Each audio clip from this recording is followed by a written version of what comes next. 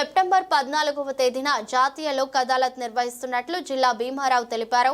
జిల్లా వ్యాప్తంగా 11,384 కేసులు గుర్తించామని ప్రీ లోక్ అదాలత్ నిర్వహించామన్నారు. బీమా సంస్థలు, పోలీసులు, రెవెన్యూ శాఖ కక్షిదారుల అవకాశాన్ని సద్వినియోగం చేసుకుని సామరస్యంగా కేసులు పరిష్కరించుకోవాలని కోరారు.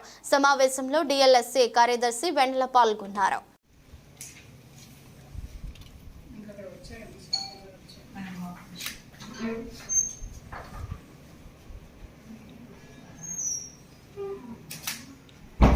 అందరికీ నమస్కారం.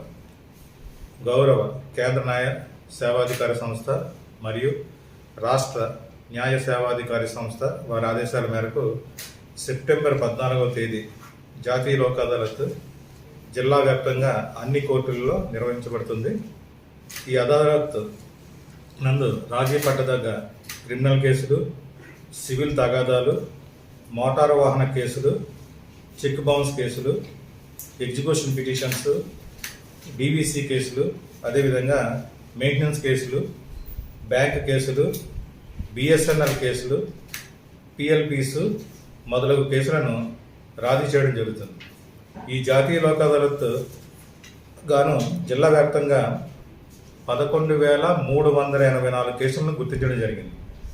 ఈ జాతీయ లోక్ అదాలత్కు సంబంధించి అన్ని ప్రభుత్వ అధికారులతో అనగా పోలీసు, రెవెన్యూ, బ్యాంకు, ఇన్సూరెన్స్ కంపెనీలు, అదేవిధంగా న్యాయవాదులతో మేము ఫిజికల్గాను మరియు వర్చువల్గా కూడా మేము మీటింగ్ కండక్ట్ చేయడం జరిగింది.